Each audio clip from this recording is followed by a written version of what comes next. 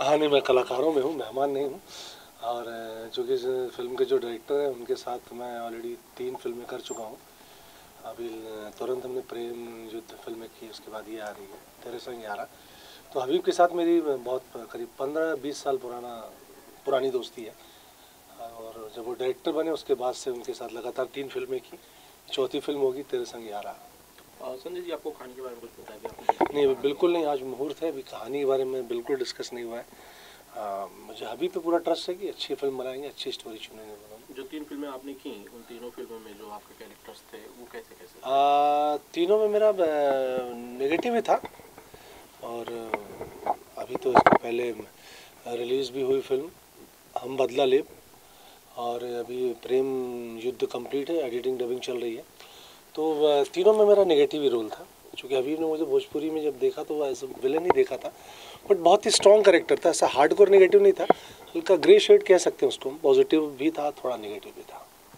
अच्छा, फिल्म के बारे में और क्या बताएगा? बेसिकली स्टार कास्ट क्या होगी और क्या क्या? इसमें एज लीड हमारे अवनीश बाबू हैं, रितिका हैं, और अयाज हैं, समर्थ हैं, अनूप जी हैं, जो मेरी जानकारी में ये फिल्म की कास्टिंग है।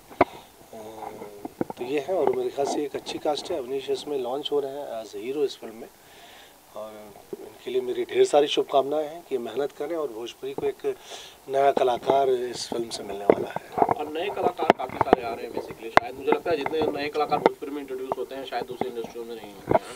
हाँ, ये सच है। और मैं तो मैक्सिमम के मतलब अगर 10 आते हैं साल में तो 8 के साथ तो मैं ही होता हूँ तो ये भी सच है। बशर्ते मेरी नए कलाकारों से गुजारिश है कि थोड़ा सा मेहनत ज़्यादा करें, क्योंकि आपके ऊपर एक जिम्मेदारी होती है। हीरो एक जिम्मेदारी का नाम है, तो जिम्मेदारी को निभाना चाहिए बहुत बखूबी। आप तो ये भी कहते हैं कि एक्टिंग सीखे मत सीखे, डांस सीखे मत सीखे, फाइट की थोड़ी ट्रेनिंग ले लें, नाक वाक सही सलामत बची रहेंगे। हाँ, वो तो बहुत खतरा होता है घायल होने का। हर कहीं मैं बोलता नहीं हूँ, नाम नहीं लेता हूँ हीरोज़ के, वरना हीरो बदनाम हो जाएंगे कि देखिए विलन ऐसा बोल रहे हैं। वरना मैक्सिमम लोगों से कहीं ना कहीं सिर्फ 2-3 हीरो होंगे जिनसे मैं बचा हूँगा, बाकी के हर हीरो ने कहीं ना कहीं तो चोट दी है मुझे, कहीं ना कहीं पेट में, नाक में, मुंह में, पीठ में निशानियां लेकर घूमते हैं। हाँ, निशानियाँ। मतलब एक्शन जब क्लाइमेक्स खत्म होता है तो मुझे ऐसा लगता है कि जैसे मैंने गंगा नहा लिया। अच्छा, नए हीरो से थोड़ा ज़्यादा असुरक्षित महसूस करते हैं? नए हीरो से असुरक्षित महसूस करता हूँ, क्योंकि ये एक्शन देखकर, एक्टिंग देखकर सीखी जा सकती है, डांस देखकर सीखा जा सकता है टीवी पे, लेकिन एक्शन देखकर नहीं सीखा जा सकता।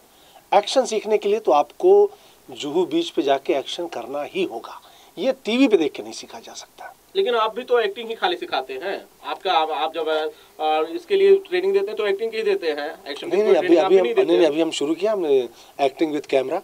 उसमें मास्टर हीरा लाल जी आते हैं एक्शन की क्लास लेने, डांस की क्लास लेने के लिए महेश आचार्य आ रहे हैं, और हमारे सभी पहलुओं पे हम गौर कर रहे हैं।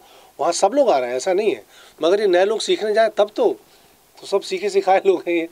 अच्छा, जो लोग आपका चुपके से मोबाइल से वीडियो बनाते हैं उनको आप क्या कहते हैं? नहीं, कौन बना रहा है वीडियो? मोबाइल से रिकॉर्ड, मतलब मेरा इंटरव्यू रिकॉर्ड कर रही है, चुपके से नहीं बना रही है। मेरा नाम अनीस दुबे है, मैं यूपी से हूँ, फैजाबाद से। तो ये मेरी पहली फिल्म है तेरे संग यारा। तो इससे प्रोड्यूसर साहब सुरेश राय जी मुझे लॉन्च कर रहे हैं। अच्छा, तेरे संग मतलब मैं समझ नहीं पाया, हम में से किसके संग? रितिका जी के साथ। अच्छा, रितिका जी के साथ। जी जी, मतलब हीरोइन आपकी रितिका जी? जी, हीरोइन है, और ये अनीता जी सेकंड हीरोइन है। अच्छा जी, दोनों हीरोइन? हाँ, दो हीरोइन है जी। जरा बताइए, आप फिल्मों में आने से पहले तो आपकी पहली फिल्म आपकी क्या पहचान हुआ करती थी? जी, पहचान नॉर्मल जैसे सब होते हैं वैसे नॉर्मल में भी था, बट मेहनत किया इस लाइन में, स्ट्रगल किया, आज यहाँ हूँ आप सबके आशीर्वाद से। स्ट्रगल क्या मतलब क्या किया आपने? कोई फिल्मों में आपने काम किया इससे पहले या कोई ट्रेनिंग ली? जी, शॉर्ट फिल्में भी किया है और सॉन्ग भी किया है, तो ये सब किया है। आप गायक हो? जी नहीं, सिंगर नहीं है। आपको पता है इस इंडस्ट्री में गायक ही हीरो बनते हैं? जी जी, पता है। जितने बड़े हीरो होते हैं वो सब गायक होते हैं। जी। आपको लगता नहीं कि बहुत बड़े पहाड़ से शायद टकराना जी, है? मेहनत तो करना ही है, मेहनत तो करना है, तभी आगे जा सकते हैं। अभी तो बहुत मेहनत करना है आगे जाने के लिए। फिल्मी दुनिया में किसे आइडल मानते हैं, आदर्श किसे मानते हैं कम से कम हमारी इस इंडस्ट्री में? आइडल पवन सिंह जी को मानते हैं। अच्छा जी। क्या चीज़ सबसे अच्छी लगती है पवन सिंह के बारे में? उनकी गायकी भी अच्छी है और एक्शन भी उनका अच्छा है, एक्टिंग भी अच्छी है, तो आइडल पवन जी हैं। मतलब अगर मौका मिले तो पवन सिंह के साथ काम करना चाहेंगे? जी बिल्कुल बिल्कुल। अच्छा, रितिका जी कैसी हैं आप? जी बढ़िया, आप कैसे हैं? एकदम बढ़िया। रितिका जी बताइए जरा, नए आर्टिस्ट हैं आपके सामने, लॉन्च हो रहे हैं आपके साथ, जब पहली बार आपने इनसे बातचीत की होगी, आपको बताया गया होगा जी कि ये साहब आपके साथ लॉन्च होने वाले हैं, क्या मन में आया, क्या बातें हुई? जी देखिए, सब नहीं होते। मैं भी जब फर्स्ट टाइम आई थी, मैं भी बहुत नई थी, और हर इंसान को मौका मिलना चाहिए काम करने का। और अच्छी बात है कि मैं काम कर रही हूँ इनके साथ। इनका कॉल आया मेरे पास कि रितिका जी फिल्म करना है, तो मैंने ओके क्यों नहीं करते। अच्छा, बस इतने में तैयार हो गया, आपने नहीं जानने की कोशिश की कि एक्टर कैसे है या परफॉर्मर कैसे, इनको डांस आता है या नहीं? यार देखो, फर्स्ट टाइम कोई भी इंडस्ट्री में आता है, मैं भी नई थी, मुझे भी इतना, मैं भी परफेक्ट नहीं थी। हर इंसान कोई परफेक्ट नहीं होता है, धीरे धीरे काम करते करते होता मतलब है। आप ये नहीं चाहेंगे कि पहले ये थोड़ा सा काम सीख लें, उसके बाद फिर काम करें तो ज्यादा मजा आएगा? सब वो सीख के आए होंगे, कुछ तो सीखा ही होगा, तभी तो इतना कॉन्फिडेंस से फिल्म कर रहे हैं। अच्छा, ये बताइए मुझे कि फैजाबाद में, जब फैजाबाद से आपने कहा होगा कि मुझे फिल्म बनानी है, तो परिवार की क्या प्रतिक्रिया थी? फैमिली सपोर्ट करती है इस लाइन में, फैमिली सपोर्ट करती है। नहीं, हमारे यहाँ लोग चाहते हैं कि खासकर अगर ब्राह्मण घर के, तो भैया जज बन जाओ, कलेक्टर बन जाओ, या कम से कम सिपाही बन जाओ, पशु चिकित्सालय में भी काम मिल जाए तो भी ठीक है। जी। लेकिन कम से कम फिल्मी दुनिया से थोड़ी सी। नहीं, मेरी फैमिली सपोर्ट करती है इसके लिए, फुल सपोर्ट है फैमिली से। मतलब परिवार का पूरी तरह से आपको समर्थन प्राप्त है? हाँ, पूरा सपोर्ट है फैमिली का। आगे के 10 साल बाद अपने आप को कहाँ देखना चाहते हैं? आप सबका आशीर्वाद रहेगा तो बहुत आगे। अच्छा, अनिता जी, आपको बताया गया इस फिल्म में आपका कैरेक्टर क्या है, रोल क्या है बेसिकली आपका? अब तक स्क्रिप्ट लिखा नहीं गया तो मुझे उसके बारे में कुछ आइडिया नहीं है, बट अब जी ने मुझे बोला इसमें मेरे ख्याल से मुझे किसी गांव का रोल करना है। आपने काम किया इससे पहले अनिता जी? जी नहीं। पहली बार है? हाँ। तैयारियां कर रही हैं आप इस फिल्म के लिए कम से कम? हाँ। क्या तैयारी कर रही हैं, जरा बताइए। फिलहाल तो एक्टिंग सीख रही हूँ, डांसिंग सीख रही हूँ, भोजपुरी सीख रही हूँ। अरे वाह, भोजपुरी आपको नहीं आती है? नहीं, मुझे आती है, अच्छे बट से कम भोजपुरी आती है। नहीं आती। अच्छा, थोड़ी सी लैंग्वेज की पॉलिशिंग चालू है। हाँ। आपके प्रोड्यूसर साहब भी कुछ कहेंगे? पे जाएं, अच्छा, और इस बार ऐसा लगा। लेकिन मुझे लगता है 25 साल पहले वो शौक रहा होगा हीरो बनने वाला, अब शायद उम्र के साथ प्रोड्यूसर बनने वाला ऐसा शौक हो कुछ गया होगा। नहीं, ऐसा कुछ नहीं था कि हीरो बनने वाला, लेकिन बनने का शौक था। हाँ वो था, लेकिन उतना अपन कर नहीं सका, सपोर्ट नहीं मिला के यहाँ दूसरा लाइन में फंस गए। अच्छा, तो बाद में मन में ये अरमान था, तो अभी लगा ऐसा, और इस टाइम में अभी आपको क्यों नहीं लगता है कि आप सिंगर बन सकते हैं? मुझे तो लगता है आप सिंगर बन सकते हैं। नहीं, अभी अपना उम्र ही क्या रहा सिंगर गाते बनने आप का। अच्छा, थोड़ा सा गा के सुनाइए। नहीं, गाना नहीं आता है। नहीं, जो भी नहीं, जो आपको आता है कम से कम, इससे अच्छा मौका आपको शायद अब तक नहीं मिला था, ये मिल रहा है। गाना अभी तब तो गावे। अच्छा, कोई बात नहीं, अगली बार जब हम मिलेंगे तो गाना जरूर सुनेंगे। जरूर। पिक्चर आप कहाँ शूट करना चाहते हो? फिलहाल तो अभी मुंबई का ही प्लानिंग है शूट करने का। काटना पीटना चाटना सब बंद करो, चलो मुंबई में ही शूट। मुंबई में शूटिंग चाहते हैं, फैजाबाद में शूट नहीं करना चाहते हैं अपने यहाँ पे? अभी तो ऐसा कुछ नहीं, मुंबई का ही प्लानिंग है जून में करने का, अभी इसके बाद देखेंगे जहाँ तक। अच्छा, इसके बाद कोई और फिल्म बनाएंगे आप? अगर बनाएंगे ना, अगर सब लोग का अगर दुआ आशीर्वाद रहा तो ये पहली बार है, दूसरा बार भी आएंगे, तीसरा बार भी आएंगे। अरे वाह, मतलब कंटिन्यू। बेसिकली ये एक रोमांटिक फिल्म है, एक आम लड़का जिसके अंदर हीरोइज्म नहीं है, जो हम में से कॉमन मैन है, उसकी तरह एक कॉमन बॉय कह सकते हैं, वो उस लड़के की कहानी है जिसको एक लड़की से मोहब्बत होता है, और वो लड़की उसकी शक्ति का परीक्षण करना चाहती है, और मोहब्बत में कितनी ताकत है वो इस फिल्म में वो लड़का मोहब्बत होने के बाद दिखाता है कि कैसे दुनिया को एक आदमी चाहे तो बदल सकता है, अपने वक्त को अपने साथ ले जा सकता है। तो इस तरह की कहानी है जो बाकी मैं डिस्क्लोज नहीं करूंगा, क्योंकि मनोज जी बहुत बेहतरीन फिल्म लिख रहे हैं और मज़ा आएगा। अच्छा, मनोज जी इसके राइटर हैं? जी। मनोज जी, ये आपकी अपनी कहानी है? नहीं, कहानी हमने और डायरेक्टर साहब ने मिल के सोची थी।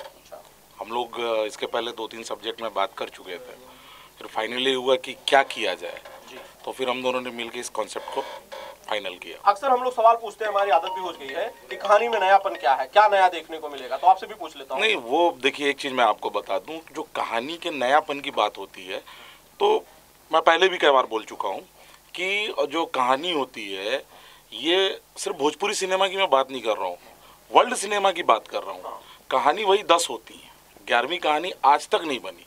9 रस, 9 रस को मिला के 10वां रस, जिसको हम लोग मसाला बोलते हैं, मसाला जॉनर बोलते हैं। तो कहानियाँ वही होती हैं, प्रेजेंटेशन उसका अलग होता है। और जहाँ तक मैं हबीब सर की बात करूँ, तो इनके साथ काम करने में बहुत मज़ा आ रहा है, और जब हम लोग सीन पे डिस्कस करते हैं तो इनका जो इनपुट होता है उसमें, तो वही है कि एक नया प्रेजेंटेशन है, कहानी कोई अलग नहीं, कहानी एक ट्रायंगल लव स्टोरी है जिसको एक अलग ही तरीके से प्रस्तुत किया जा रहा है। हबीब जी, कब तक फिल्म शुरू होगी, कहाँ शेड्यूल लग रहा है? हम मुंबई में कर रहे हैं, स्टार्ट टू एंड हम मुंबई में शूट करेंगे और ये फिल्म 7-8 जून से हम फ्लोर पे जाएंगे। मुंबई के जितने भी अच्छे लोकेशंस हैं उसमें हम शूट करने का विचार कर रहे हैं। क्या चाहते हैं, कब तक फिल्म तैयार हो जाएगी और हम देख कब तक पाएंगे इस फिल्म को? देखिए, अभी जब हम जून में स्टार्ट करेंगे तो ऑब्वियसली हमारा जो पोस्ट प्रोडक्शन है वो बारिश में होगा। अगस्त के बाद हम कोशिश कर रहे हैं कि हम सितंबर में फिल्म को पर्दे पर लेकर जरूर आएंगे। सितंबर एंड तक हम लोग जरूर प्लानिंग है। आप भी फिल्म में नजर आने वाले हैं? जी नहीं, बिल्कुल नहीं, मुझे लिखने का शौक है, पर्दे के पीछे मैं बहुत खुश हूँ। हाँ, कभी अगर ऐसा हुआ कि आनंद भाई के साथ कोई रोल होगा तो डेफिनेटली करूँगा।